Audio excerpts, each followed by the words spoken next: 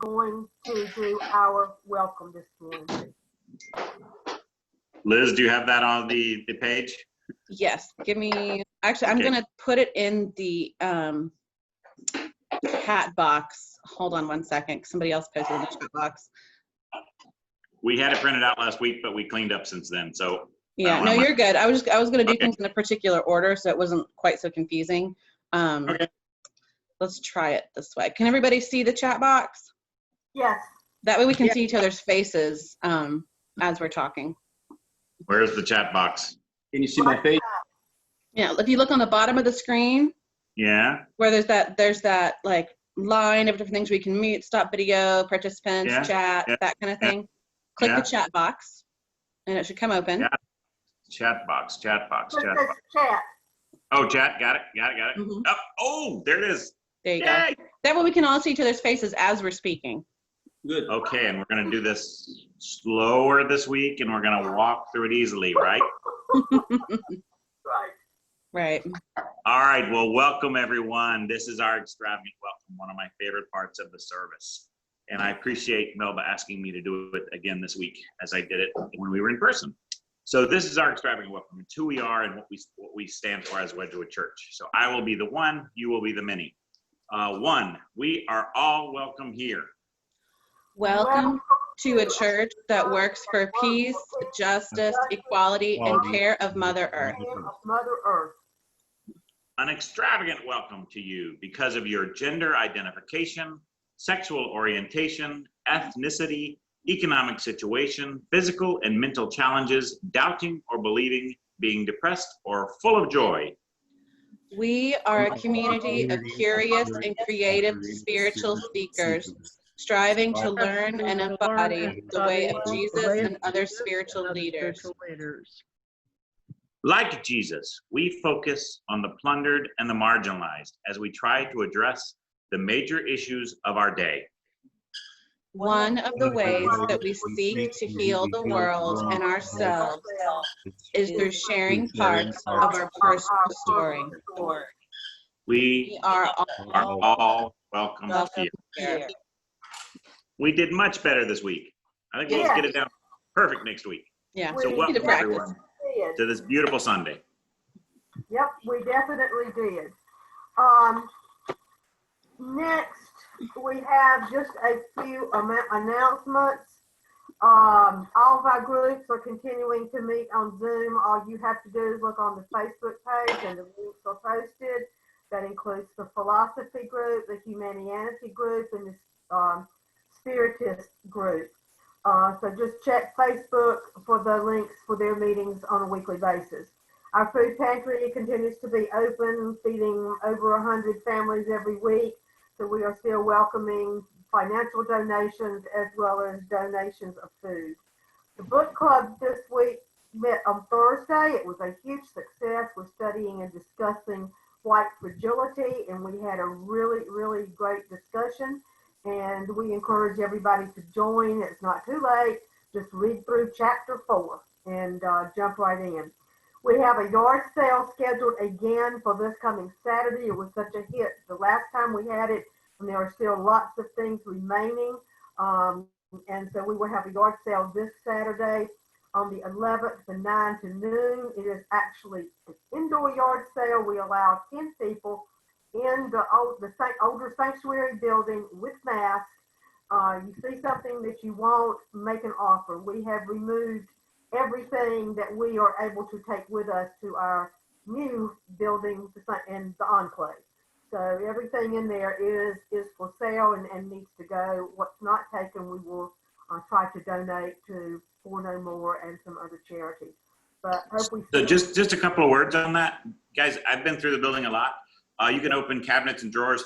There's some of those nice sacrament cloths that go over the, I think they would make great table runners. I'm gonna have Mario look at a couple of them.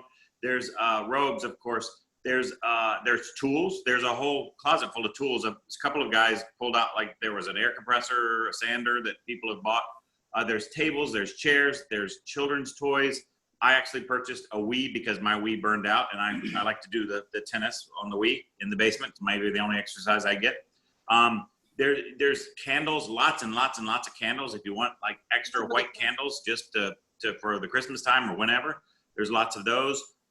It's really amazing. Just open drawers, open cabinets, open doors, and you'll find like some really good finds. There's tons of art supplies. If you're a teacher or know a teacher that's going to go to Michael's or something and buy hundreds of dollars worth of art supplies, tell her to come here, and we can probably fill up her school, and she can pay us $20 and take it all.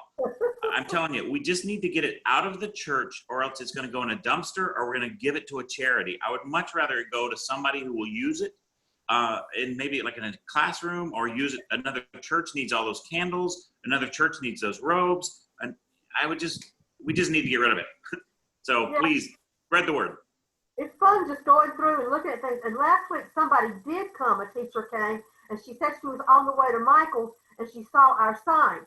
And she came in and she hauled out all of this construction paper and paint and stuff. And she said, I don't have to go to Michael's now. And I saved a lot of money. So Yep. people were coming out with things and I was like, gosh, where did you find that? I wish I'd seen that because I'd never seen it.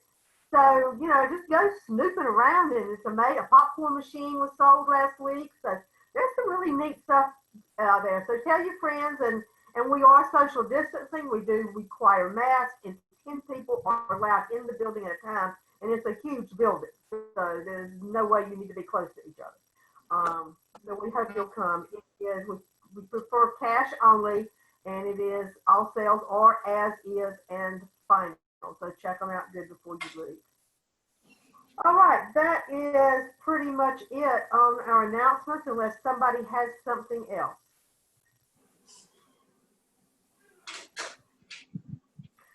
Okay, let's start with a moment of kind of whatever you want to call it. We call it different things at Redwood. Some people prefer prayer, some people prefer meditation, some people say we prefer reflection. So I just want to read to you something that I thought was good for us to open with today. It's written by Maureen Killaram. She's a minister. I just happened to find it online and thought that it was really good. So we'll use this for our moment of reflection and silence and meditation. Spirit of life and love, we come before you, black and brown and red and yellow and alabaster. We come longing for the simpler days that truly never existed. I am humanist and Christian, Muslim and Jew, pagan and atheist, and Buddhist and UU. I am one who fought for my country, and I am the same one who protested war. Amongst the divisions of our days, I've struggled in poverty and learned to accept the benefits of wealth. I am an owner of weapons, and yet I am the one who would control our nation's guns by limiting the who's and what's and how's. As light is shown on our divisions, we live with unacknowledged privilege and are moved to rage at the complexity of the oppressions we are seeing. In this polarized season, I am a Democrat, I am a Republican, I am a Libertarian, I am an Independent, I am green, and I am confused, and I am American. Spirit of hope, sit with us in our diversities. Help us hear one another in our divisions. Grant that beginning in this community, we may honor one another's truths and know that a just and faithful tomorrow must begin right here in our own hearts. For with our problems, with all our pain, with all our limitations and mistakes, we are still all Americans. Amen. Amen. And the first song that we have is Blackbird. And I want to tell you a little bit about Blackbird. That I learned something about it this week. Maybe you knew that I didn't know. Of course, we know it was written by Paul McCartney. And it was inspired while he was reading a newspaper account of the U.S. race riots in the mid-1968. He wrote this song as a metaphor for the strength and the struggle for the Black civil rights movement. But Lennon takes credit for one line in the song. I was in Scotland playing on my guitar, and I remembered this whole idea of you were waiting for this moment to arise. You know, the Black people struggle in the southern states, waiting for their moment to arise. And I will use the symbolism of a blackbird. It's not really about a blackbird at all, whose wings are broken. It's more symbolic. He meant the blackbird to symbolize the Black woman waiting. Symbolize. So let's sing Blackbird. It's on the right of your screen in the chat box.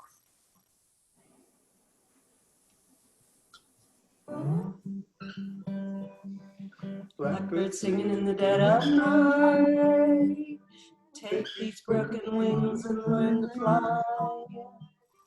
All your life, you were only waiting for this moment to arise. Blackbird singing in the dead of night. Take these sunken eyes and learn to see. All your life, you were only waiting for this moment to be free.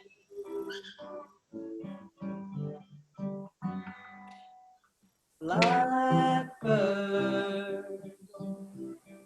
blackbird fly. Blackbird, blackbird fly into the light of a dark black night. Let's do it one more time now that everybody's got it. Okay, one more time. Let's sing it again. Yep, one more time from the beginning.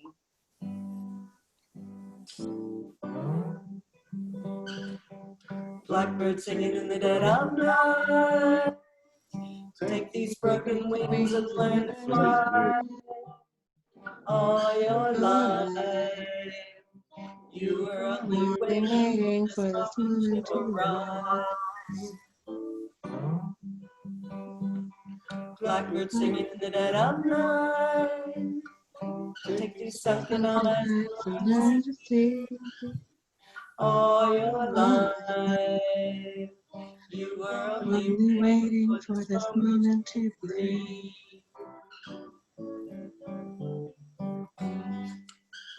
Blackbird, blackbird fly. Blackbird, blackbird fly into the light of a dark night. Okay, I think the other two will be more familiar, but that has so much beautiful meaning, I thought we needed to learn it today. All right, it's open mic, so whoever would like to share or speak, it's all yours. I can go. So one of my favorite Wedgwood traditions is The extravagant welcome. well, apart from extravagant welcome, I really like the Saint and Sinner because it recognizes our humanity and how there's no such thing as a perfect person, and even people that we lift up as being, good and pure and true, like everyone is deeply flawed, and I think there's beauty in our flaws. There's also beauty in the things that we do when we serve our communities and we serve the world. So I've been thinking, I have really admired this person for a long time, and I don't think he's super well known, but I've just been thinking about, we recently had Pride Month, and, the National Pride Month is in June, and then in Charlotte we have our Pride Month in August. And I was also thinking about the intersection of, the new civil rights wave that we are in, that it's basically a civil rights wave, a movement, and with Black Lives Matter. And so this person just kept popping into my mind, and I'll share his picture in a second if it'll let me. This is Bayard Rustin. He was one of the right-hand people who worked alongside Dr. Martin Luther King in the civil rights movement, but he wasn't super well known. He was often in the background because he was gay. He actually helped plan the March on Washington, and I really wanted to make sure that I could do what I could to bring awareness, and so he is the saint and sinner that I'm going to talk about today. So I'm just going to briefly read stuff that I found on him. So Bayard Rustin, Ashanti, you'll like this. He's a March baby like us. He was born on March 17th, 1912. Yes, I was like, Ashanti's gonna like that. He passed away on August 24th, 1987. He was an American leader in social movements for civil rights, socialism, nonviolence, and gay rights. He worked with A. Philip Randolph on the March on Washington movement in 1941 to press for an end to racial discrimination in employment. He later organized the Freedom Rides and helped organize the Southern Christian Leadership Conference, which helped strengthen Dr. King's leadership. And that he also spoke regularly with Dr. King about nonviolence, and later served as an organizer for the March on Washington for Jobs and Freedom, also known as the March on Washington that we think of, which is where Dr. King gave his I Have a Dream speech. Rustin also worked alongside Ella Baker, who was a co-director for the Crusade for Citizenship in 1954. And before the Montgomery bus boycott, he helped organize a group called In Friendship, amongst Baker, George Lawrence, Stanley Levinson of the American Jewish Congress, and other labor groups. In Friendship provided material and legal assistance for those who were evicted from their tenant farms and households in Clarin County, Yazoo, and other places in the US. Unfortunately, there were some civil rights leaders who had issues with Rustin's open comments about labor and that the concerns for the timing and possible upbringing of violence amongst the Poor People's Campaign in 1968. So he wasn't really towing the line. He was speaking about things that were really important to him. And after Dr. King's assassination, Rustin agreed to fly from Memphis to help lead the campaign, actually in King's absence. And he faced opposition by movement leaders regarding his involvement because of his LGBTQ identity. Let's see.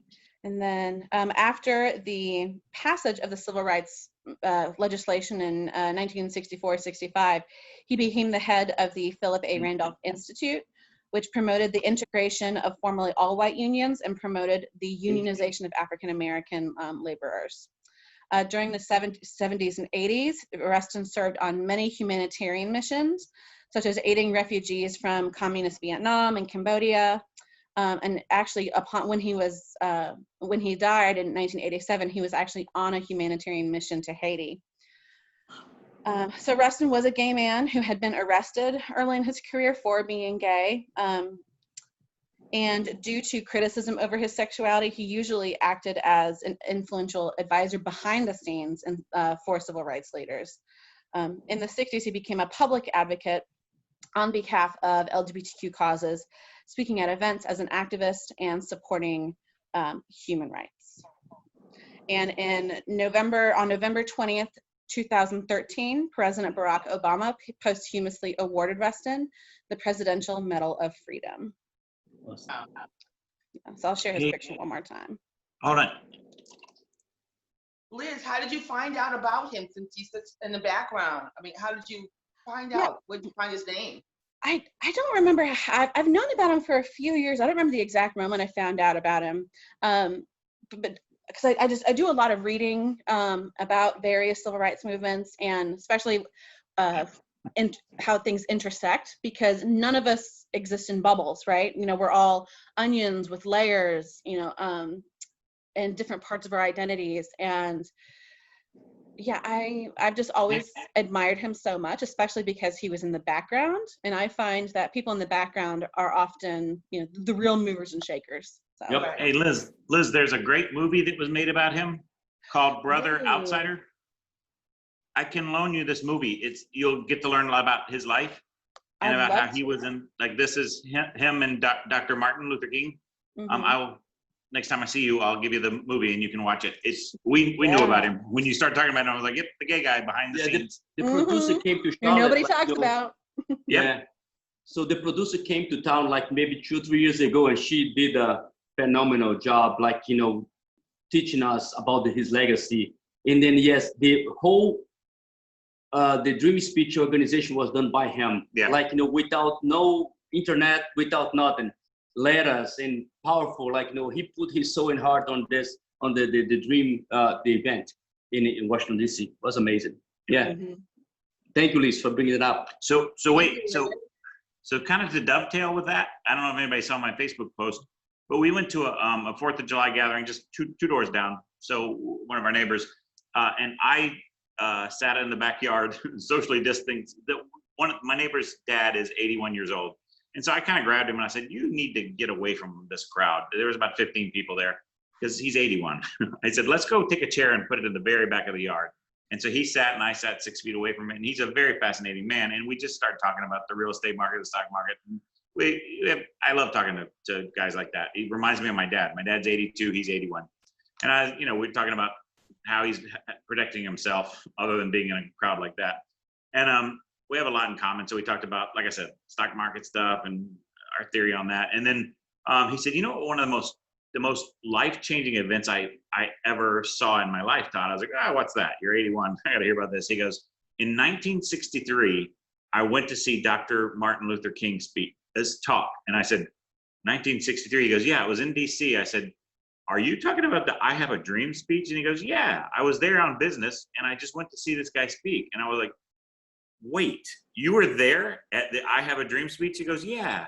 He goes, it was really fascinating, Todd. And I said, wait, this is like history. Wait, you're telling me. And so he starts talking about how the speech went. And he said, it was really boring at first. And then Aretha kind of tapped him on his leg and said, Doc, tell that part about the dream, about your dream. And he goes, and then he lit up and he starts telling this fascinating story about his dream. He goes, because he was reading from these prepared remarks and it was really boring. And I was like, you're kidding. And he goes, yeah, it was really interesting. And he goes, but Todd, after that speech, he goes, I was always kind of liberal and open-minded, but he goes, after that speech, I just kind of thought, we're all kind of equal. He goes, there's no reason that anybody's any different.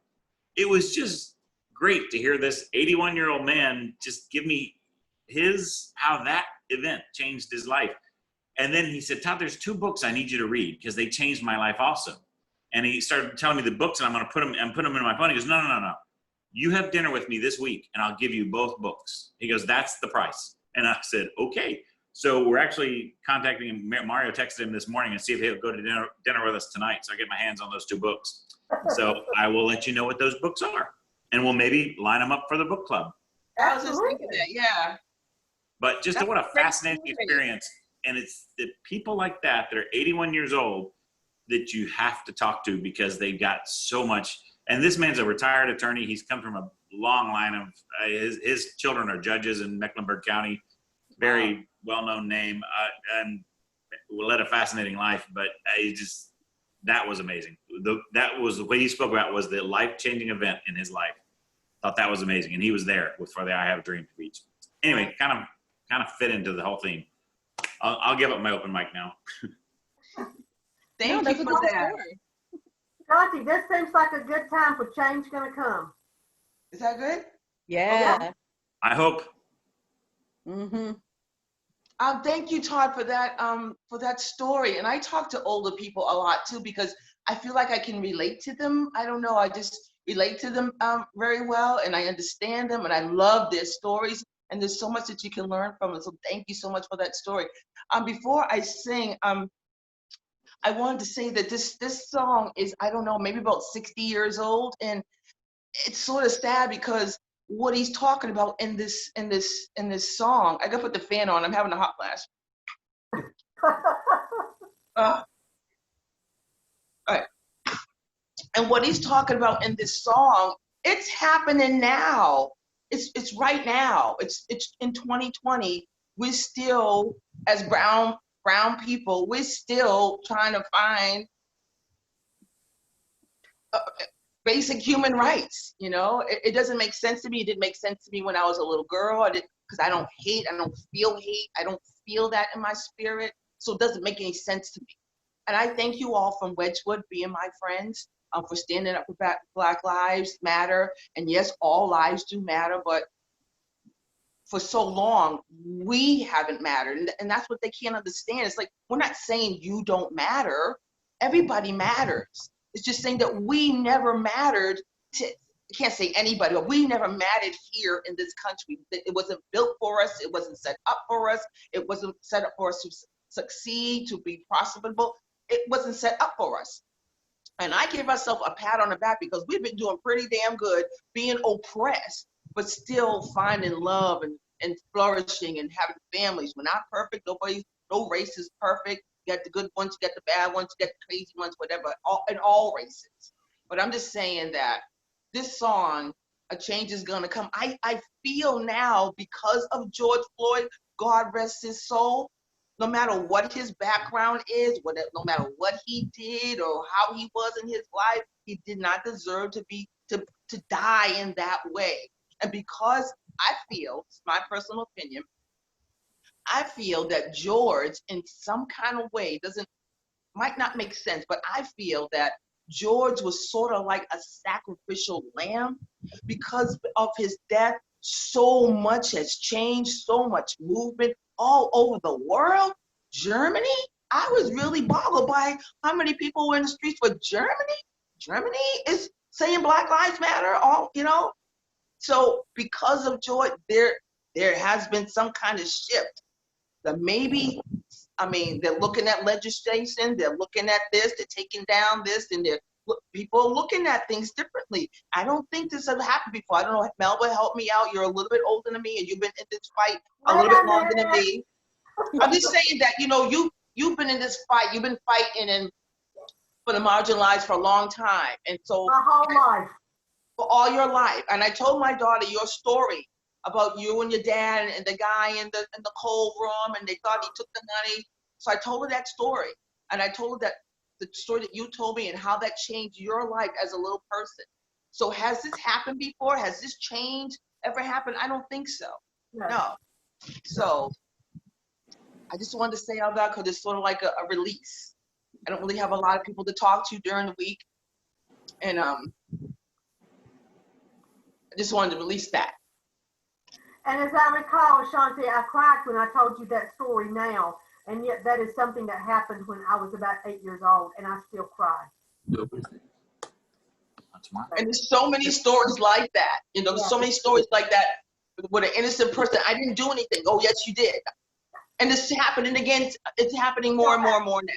I just want to say one more thing, that sometimes I'm nervous about going out. I'm nervous. I look around. I don't know who's nice anymore. I'm nice, but everybody's not nice. So I'm like leery of everybody now. I always say hi to people. Now I don't know who to say hi to. I don't. And I really don't want to feel this way, but I still have to be in the moment and know that it's different now. And I live in Belmont, and so it's different and it's real. I was born by the river in a little tent. Oh, and just like the river, I've been running ever since. It's been a long time coming, but I know train's gonna come. Oh, yes it is. It's been too hard living, but I'm not afraid to die. 'Cause I know what's up there beyond the sky. It's been a long long time coming. But I know change gonna come. Oh, yes, it will. I go to the movies and I go downtown. Someone's always tell me, don't you hang around. Cause it's been a long, so long, a long time coming. But I feel a change gonna come. Well, I go to my brother. I said, help me, please. Cause I know I don't want to get down, back down on my knees. Cause it's been a long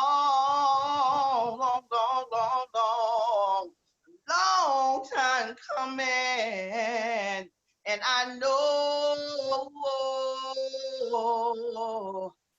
change gonna come. Oh, yes, it will.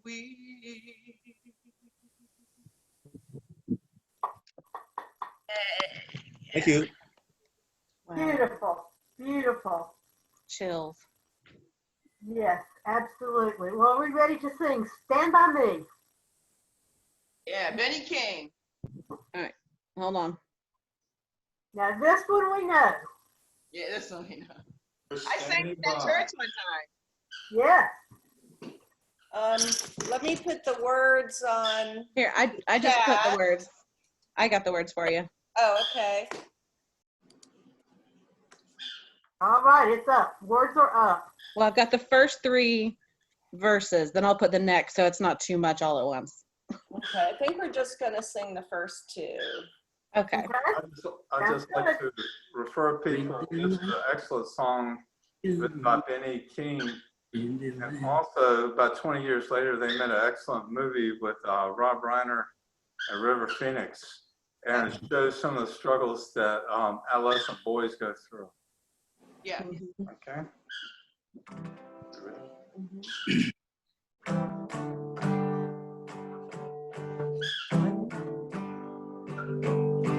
When the night has come and the way is dark and the blue is the only I can see.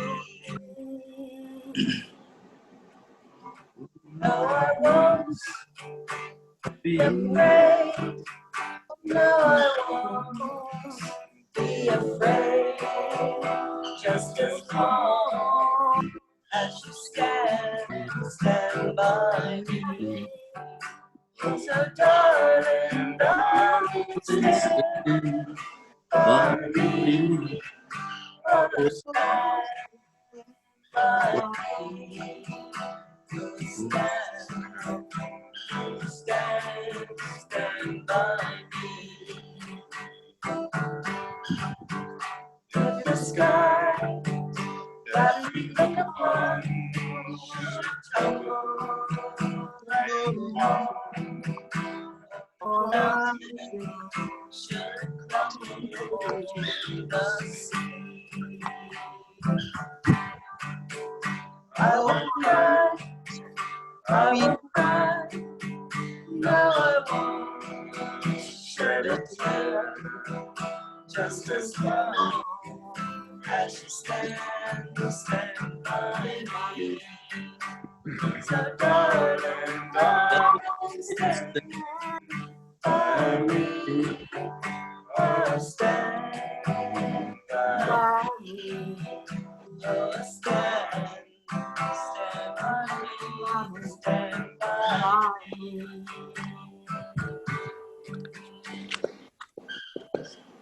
Hey. Awesome. Always a wonderful partner when I sing that. Yes, you do. Thank you. Awesome. Perfect. All right. Who else would like to share some thoughts this morning on liberty and justice for all? So as a Latino guy, I have to talk, but like, you know, as I heard Ashanti talks, and then it's hard for you guys, white people, to even attempt to be in our shoes. The way we see things, the way we have to react to things, to make like we are safe, is on a different level. We are not, I don't complain, and I always try to be in a positive side of life, but there is a concern out there. But the concern, maybe we put colors, but it's about hate and disrespect. We have to respect each other, but society is so full of hate nowadays and negativity that like, you know, explodes for no reason or any reason whatsoever. So as a Latino in Ashanti color, and because we, in Brazil, we don't have colors, we have people. And so that's the difference I see when I live in this country, especially like in the South. And so I'm trying to embed myself, you know, to be on everybody else's shoes. But the main concern is just, I want to be healthy mentally. And like, you know, I don't want this fear to come. I don't want this hate to embrace my body. Yes. That's how I'm moving forward. You know, and so it's sad when I see people, even like, you know, when I see people fighting for justice, but hurting people. That should not happen. So like, you know, that's what we have to be mindful a lot. You know, like, you know, what's the root cause over here? You know, and I think so like, you know, society is full of hate and anger. So that's like, you know, if we can be stronger than that, be better than that, you know, even we can see when we see people collectively behaving among ourselves, it's just like, you know, it's just hate and anger and being weak, you know. So we have to be better than this, but we have to be extra careful, like as Mario and as Ashanti, because like, you know, for more people, oh, it's nice and this, no, man, I'm a Latino guy, and somebody else is always gonna look down on me. I don't allow them to happen, but that's the intent. So, but I don't go on that route. And then my thing over here, like, you know, and also like as a gay person too, you know, like people look at us differently.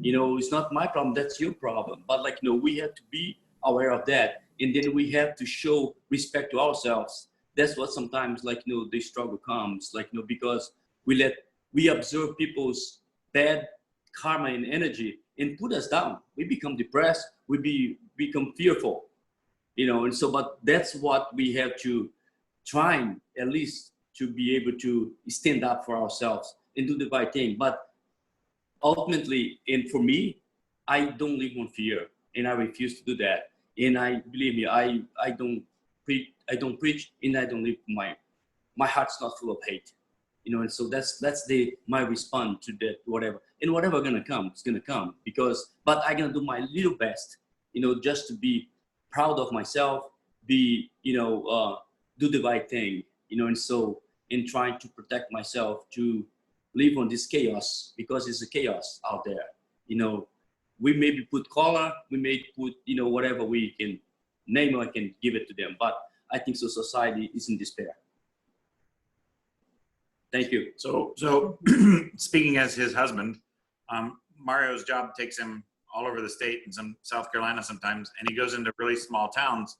And as a gay Latino, he drives a nice car and he goes into these small towns, let's call it Trump country. I worry that, you know, sometimes Trump fans the flames of hate all immigrants. I worry about him sometimes, that he'll be confronted by some less educated Trump supporters that just hate immigrants and want to, you know, give him trouble or whatever, cause him physical harm. I'm concerned about him sometimes too.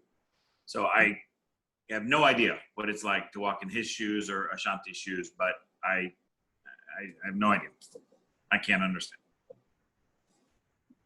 Because hate doesn't make sense. That's Nope. what I don't. Hate Nope. doesn't make sense. That's Nope. why you can't understand it, especially if you don't feel it. It doesn't make sense. I don't go by how you look or where you come from, what country. I go by how you treat me. how you Yeah. treat others, how you treat animals. I like animals. I like the animals. They're here for a reason. They have a purpose. They So do. hate doesn't make sense. Doesn't make sense. Yeah. Makes I sense. think it's also a choice. I think hate is a choice and anger is a choice. Some of you know, most of you don't, but last summer my family was kind of turned upside down because my dad had an affair. And I had to decide not to hate my dad. I had to actually make that choice. Yep. Because I could feel the anger and the sense of betrayal eating away at me. And I had to decide that if I was going to continue to love my dad and have him be in my life, and that love had to be unconditional, and unconditional means unconditional. Right. So people choose to hold on to hate and anger. And I don't understand people can choose to hold on to that because it was going to eat me alive. Yeah. And Well, so I almost like pity people who hold on to that hate and anger because they are clearly sad people. yes. I'm a much better person for letting go of all of that. Yes, amen for that. Yes, and that's what we always should strive for. You know, like don't let resentment or these Yep. low, weak feelings, because Right. that is not us. We should be better than this. Exactly. I wanted to say something. I thank you, Mario, for bringing up the topic, and thank you, Liz. I was thinking yesterday about this lady who immediately came to mind during both your conversations. Her name was Carla. I knew her in my 20s. She was a Black woman who had the lowest paying job in this office where I was the new manager. And she was beautifully kept, well-groomed, always happy. And I learned over time, she made a decision to be positive and to be happy with her lot no matter what. And I'll give you an example. Hold on. Her one weekend, her house burned down. We weren't too sure if it was set by arsonists or not. She told me that she was the first person in her family to have an inside office job. She'd come from the fields, cotton fields actually, I believe, of Tennessee. And when she was a girl, her teenage brother was gunned down like an animal by young white men who for sport were going to chase and kill a Black man just for the sheer sport of it, as if it was deer hunting season.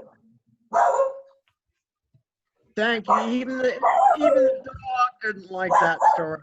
It turned my stomach, and I began to learn, you know, for her to be as positive as she was every day, and she really was a major ingredient in our office morale, was almost miraculous, given what she had been through in her life. And I realized that in many ways she was a spiritual leader in the office and showed us one way, you know, to deal with these great hardships. So that's all. Carla was her name, and she is my own saint and sinner one in today's topic. Thank you, Mimi. Mhm. So many of us are taught to hate, and we have to unlearn that to make that choice. And, you know, my brother was gay. He died of AIDS in 1992. And I just, you know, have witnessed like how difficult it was for him. So much unnecessary suffering, and for him to feel like he was less than and didn't measure up, and like what a waste. You know, Tom and I were at a Black Lives Matter protest on Carmel Road on Tuesday, and we were spread out, and a car stopped at the red light near us, and there was this, I'd say she was about 8 years old, little Black girl in the car. I gave her a power fist, you know, and she gave it back to me, and it was such a great moment of connection. And for her as a young person to kind of feel that power and that we're in this together, I just really love that. And Margie, and it was magnificent for her as a young person to know that symbol. Yeah. To know that. So again, just as hate is taught, love and it could be taught too. And that's the power of saying love yourself. You know, that's what that means. We're just to love ourselves. We're not going to be put down. You can't put me down. That's what that means. Right. We're going to stand strong. That's what that means. Doesn't mean we hate anybody else. Doesn't mean that. We have to find strength because you've been oppressed for so much. You have to find strength somehow to come up out of it. That's right. In order to live. You know? Yeah, power is together, not against each other. We've lived in, there's two different rules. There's the A rule and there's the B rule. It's not the same rule. There's the A rule and the B rule. You know, you can do the same thing as a white person, go to work, go to school, go take care of your family, but there's always the A rule and the B rule. You know, you can go to school and walk the streets and you can go anywhere you want to go. I can't go anywhere I want to go. I can't go anywhere I want to go. And Mario, I know you said you're not going to let fear take over, but I have to know that where we're living in right now, it's not that I'm fearful. I got to be mindful. I got to be mindful where I am today. I lived in Boston all my life. I've only seen racism one time in my life in Boston, where they started the busing. And they wanted us to go to another school in a white neighborhood for whatever they thought was the reason, but they didn't want us there. They didn't want us there. And that was the first time that I saw Ku Klux Klan. I couldn't understand. I kept saying, if they don't want us there, why are we going there? Why are they forcing this? So I'm just saying all that to say that we have to be mindful, and that symbol means that we're trying to stay strong. We're trying to hold on. We're trying to make it. You know, so many of the young people been slaughtered. That's the word I'm going to use, slaughtered. I can't do the social media anymore. Now they're coming back and they're going back to hanging us. So what is happening? What is happening? I have 2 grandsons.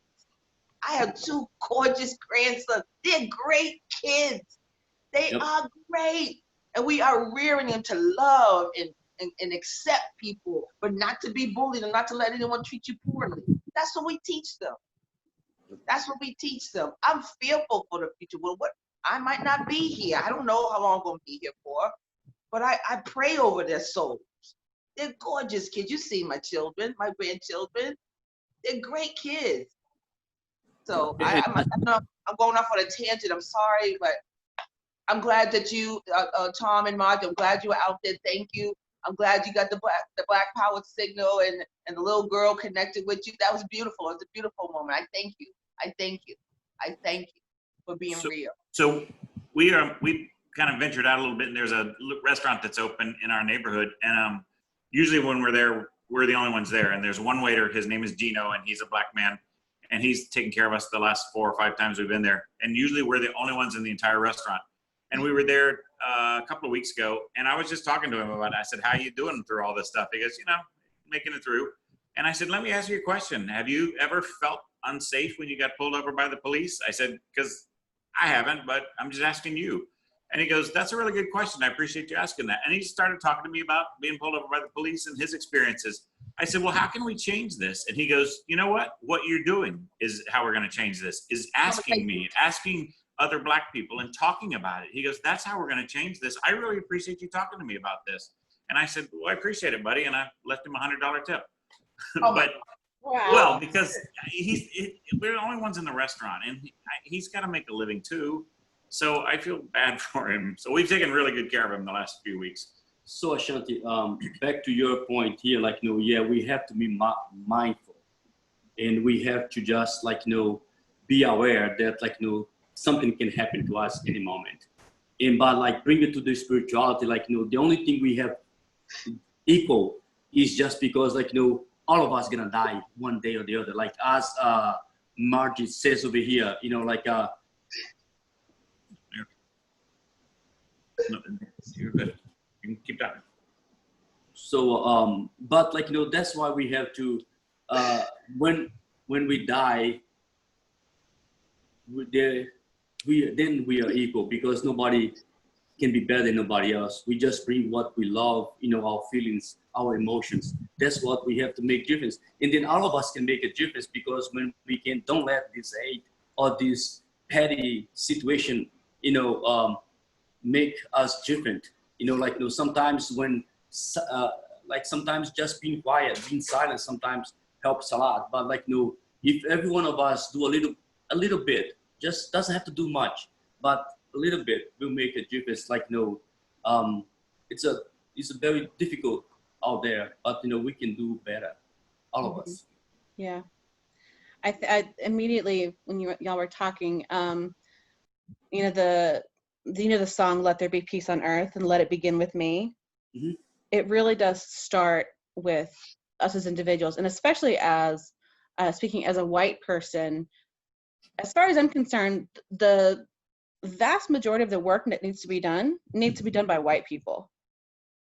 Yep. It needs to be done by the people in power, who have put themselves in power. It's up to us to really do the changing, because unless we really examine our own hearts and our own privileges and how we move through the world, nothing's going to get better. It should never be up to the people that we have discriminated against and put down and subjugated for centuries. It should never be anyone else's job. So that's just what I thought that popped into my brain. Well, and it was the same with in the LGBT struggles, because people would ask me, "You're not gay. Why are you so involved in the LGBT community? Do you have a gay child?" "No." "Why are you so involved?" And my response is, because we are the people that have to make the change. We're the people who have to fix this.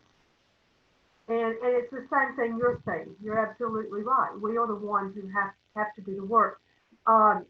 Several months ago, way before COVID, I was coming down Randolph Road, and I saw two police officers stopping a young black female, and they pulled her down a side street.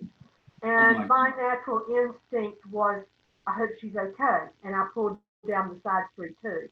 I went down and I turned around, and so I was facing her car as the police officers were talking to her. I had no idea why she was stopped. I didn't see her do anything. But I sat there and I just watched. And after the police officers left, I pulled up beside her car and went to the window, and I said, "I don't want you to think that I am a crazy old woman, but I was concerned about you on a side street with two white police officers." Yep. And I said, "I was just watching." And she cried, and she said, "Everything is okay, but wow, thank you so much." And she got out of her car, and we hugged right there on that side street, not even knowing each other, and then went our separate ways. And I'm sure she will always remember that, and I will always remember it. It's a simple thing we can do to be eyes when people of color are having to deal with police officers. Sure, there's some great police officers out there, but I think there's more bad than good. That's just my personal opinion right now. And that was such a simple thing to do, but it meant so much to her. Thank you for doing that, Melba. Oh, Yeah, it's very powerful. And then just one note over here. I think so. What Liz mentioned about everything is controlled by the white predominance, but we have the power to change that. That's what sometimes slowly we have to tell people, come on guys, we have to vote. We have to make a difference. Don't stay with your tribe, make what's right. Because it's slow, all this, sometimes we don't feel doesn't make a difference, my vote. Yeah, it does make a difference. Let's don't go by petty talks, during the election. Let's stick, what do we need? Sometimes we go, pretend we are dreaming for the heaven, but we live in hell. So in hell, it's hot. And what we need an AC right now, right here, right now. So let's one thing at a time. And I think so, like, the equality has to come to a place where we can make decent and encourage a decision sometimes and give everybody else a chance. You know, not that the white male has the right to do whatever they want to do. We have the right to do whatever we want to do and feel proud about ourselves too. Okay, 12 o'clock. So unless somebody has something really pressing, it's time to start closing it out. Let's do our last song that I know everybody knows, and I think this is how we're all feeling today. If I Had a Hammer, and then Ashanti's going to close us out with Let There Be Peace on Earth. But we'll do If I Had a Hammer first. And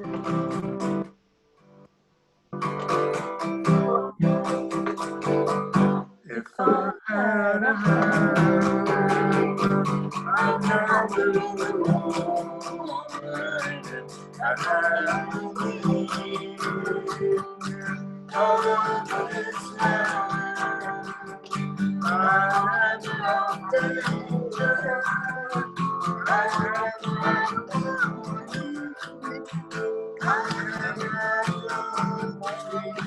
brothers and sisters, all this land. If I had a girl, I'd make it more.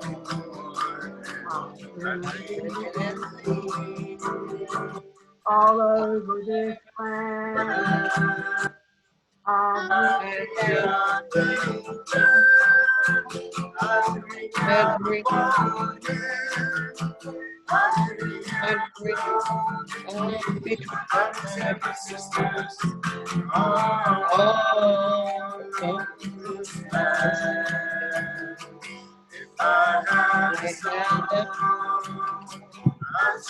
I'd sing singing in the evening. All of this land. I'd sing and sing. I'd sing and mourning. I'd sing and between the sisters over this land. A hammer and I had a bell. And I've got a song down over this land.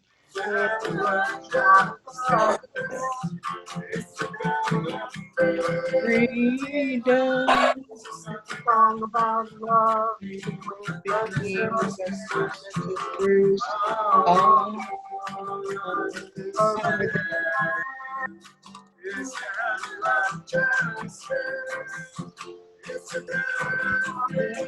freedom is the song about love between my friends all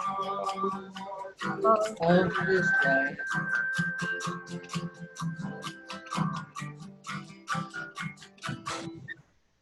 Yay! Yay. all remember that one. I think we lost Liz somewhere, but we did pretty good even without the words. No, well, I realized I had accidentally posted it in a private message and not to everyone, so that was my fault because I did post them.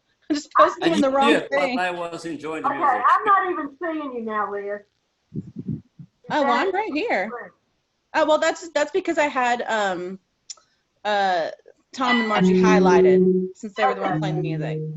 I would also say there's few of us on here this morning, but when you go back and look to how many views we're getting on our Wedgwood service, it's hundreds. So people are tuning in, people are hearing our message about love and justice and peace.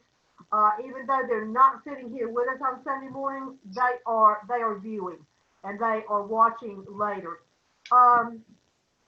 Before Santi sings our closing, I want to close also in Cheyenne prayer. We think about our indigenous brothers and sisters, and at Mount Rushmore the other night, they were out protesting. You may know the history of Mount Rushmore.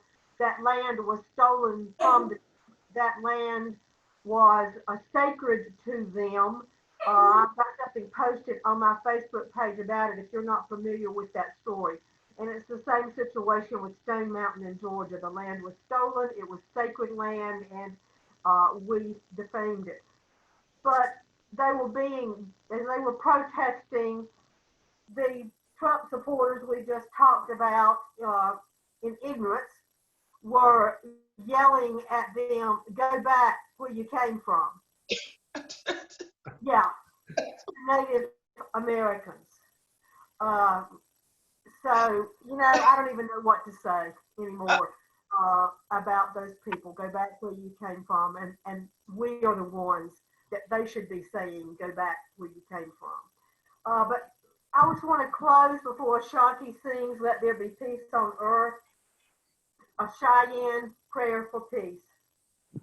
O great spirit of our ancestors, I raise my pipe to you, to the messengers of the four winds, and to Mother Earth who provides for our children.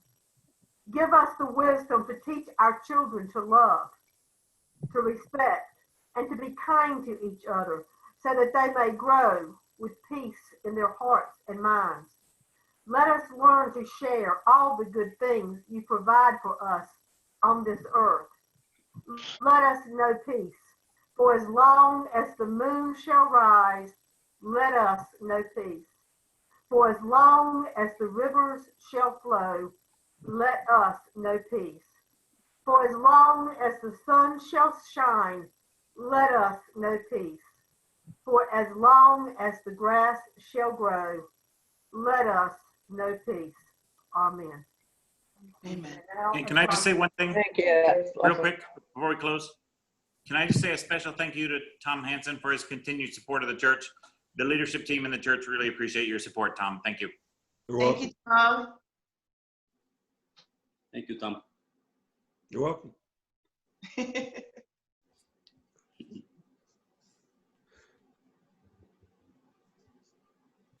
Black people aren't the only ones who have been oppressed.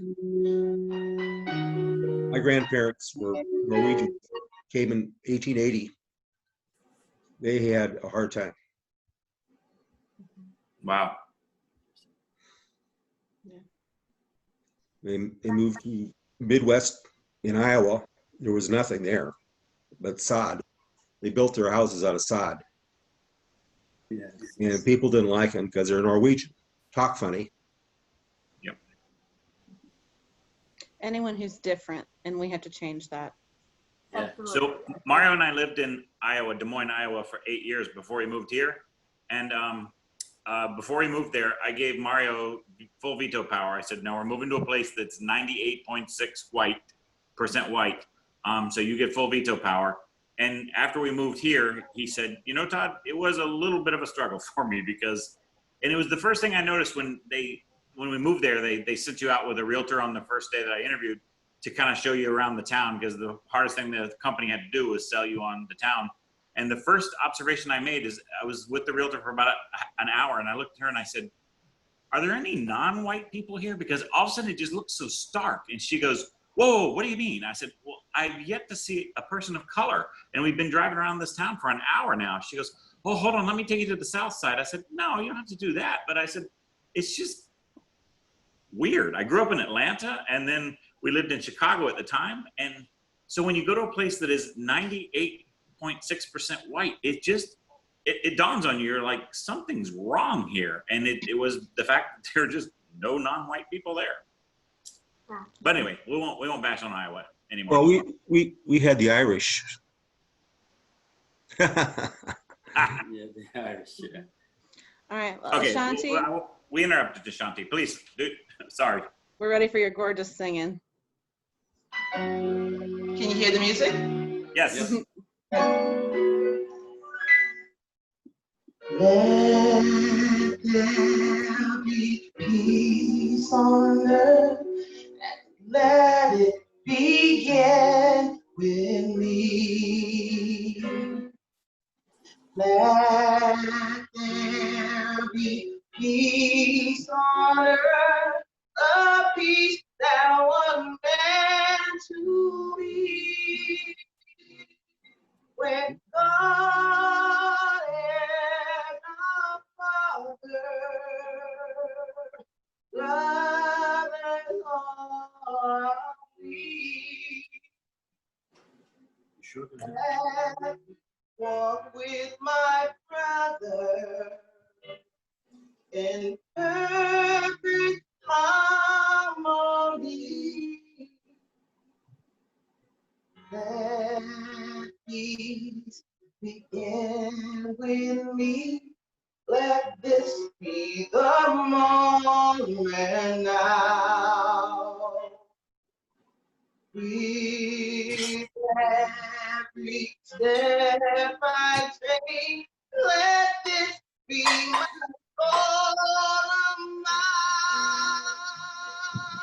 to take each moment and live each moment in peace eternally. Let there be peace on earth and let it begin with me.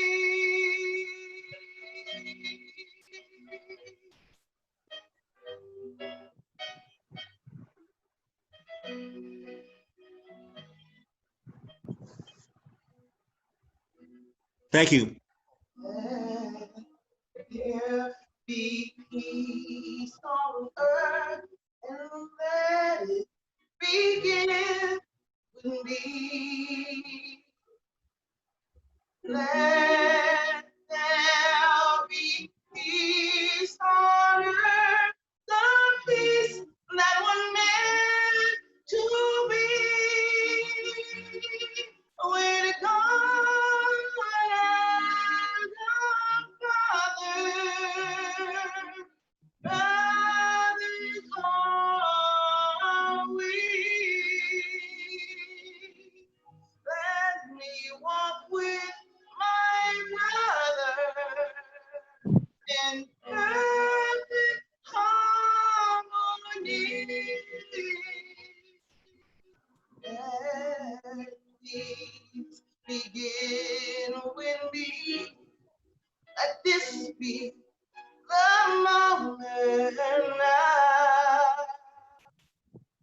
With every step I take, let this be my soul vow to take each moment and live each moment in peace eternally. Let there be peace on earth and let it begin with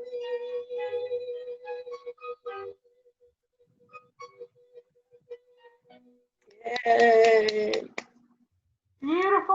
I hope everybody has a great week. Be with us next Sunday.